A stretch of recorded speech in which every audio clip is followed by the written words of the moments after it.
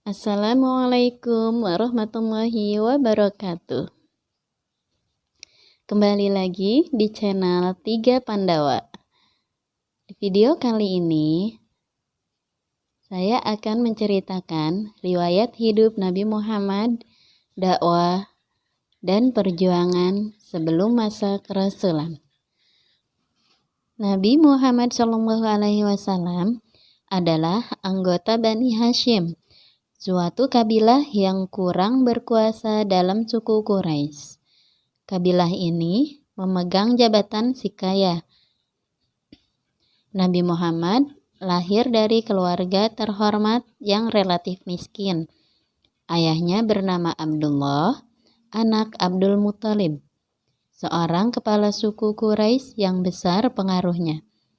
Ibunya adalah Siti Aminah binti Wahab dari Bani Zuhrah.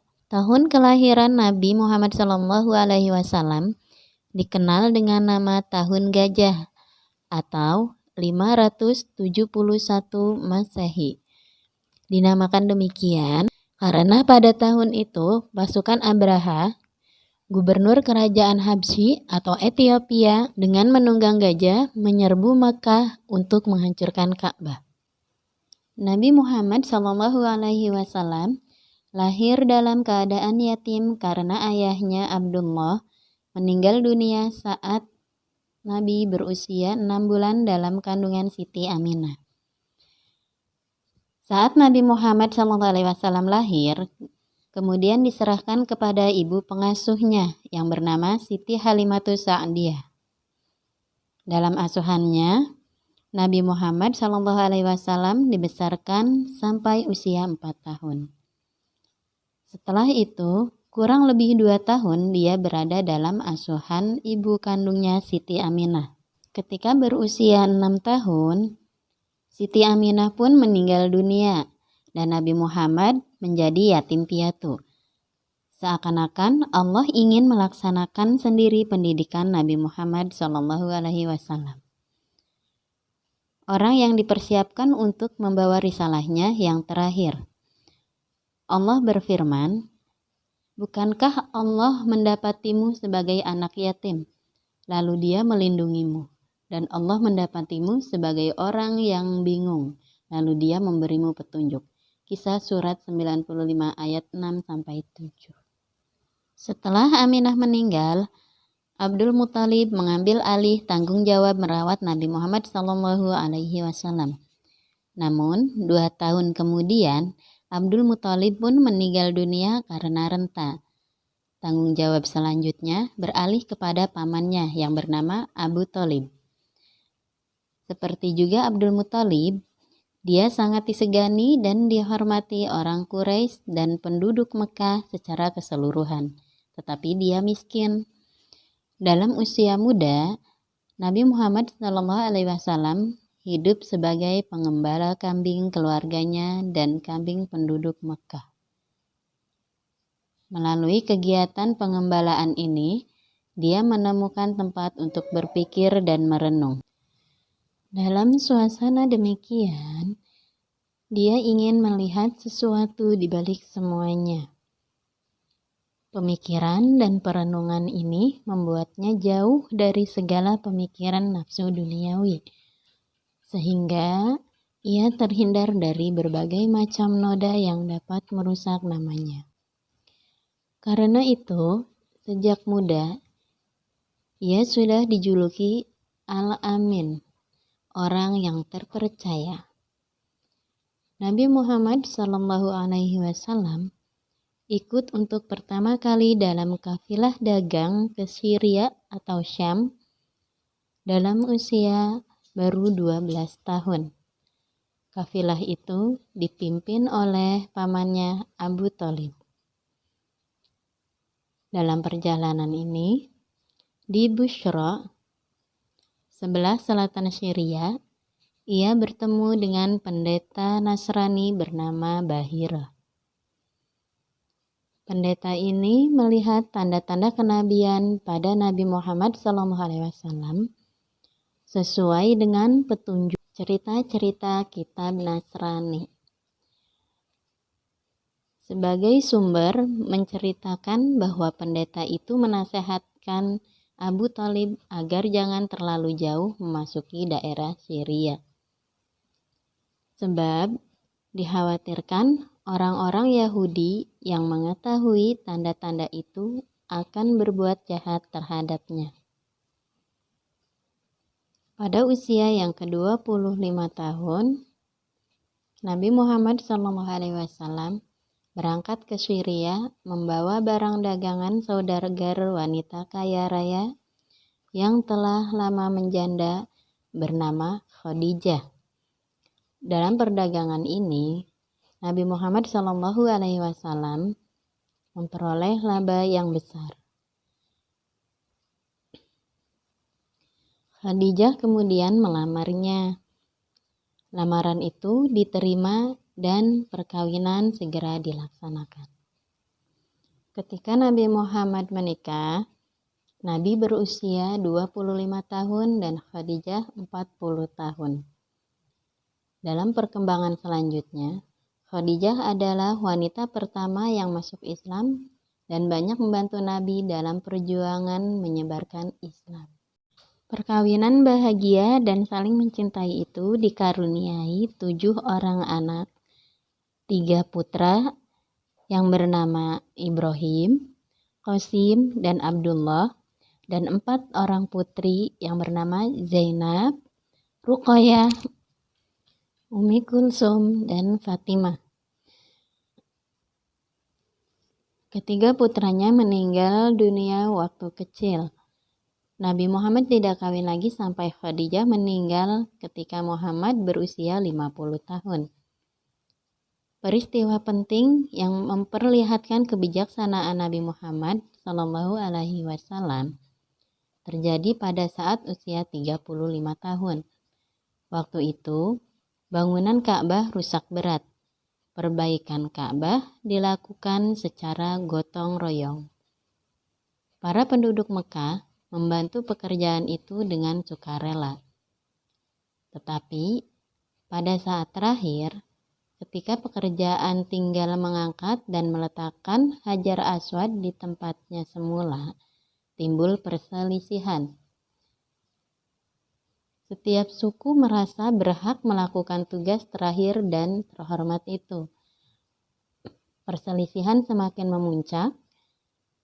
Namun akhirnya para pemimpin Quraisy sepakat bahwa orang yang pertama masuk ke Ka'bah melalui pintu Syafa akan dijadikan hakim untuk memutuskan perkara ini. Ternyata orang yang pertama masuk itu adalah Nabi Muhammad SAW. Ia pun dipercaya menjadi hakim. Ia lantas membentangkan kain dan meletakkan Hajar Aswad di tengah-tengah. Lalu meminta seluruh kepala suku memegang tepi kain itu dan mengangkatnya bersama-sama. Setelah sampai pada ketinggian tertentu, Nabi Muhammad SAW kemudian meletakkan batu itu pada tempatnya semula.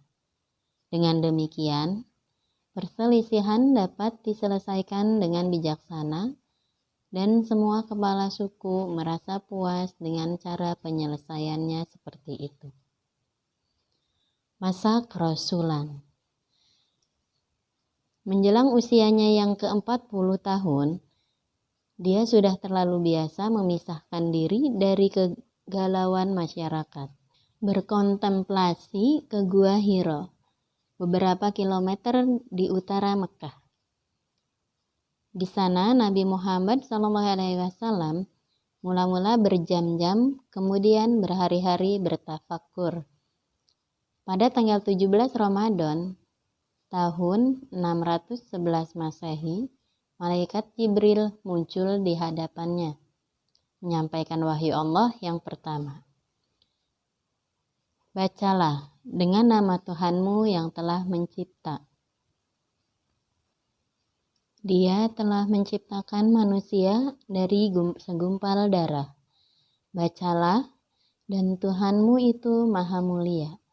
Dia telah mengajar dengan kalam Dia telah mengajar manusia apa yang tidak mereka ketahui.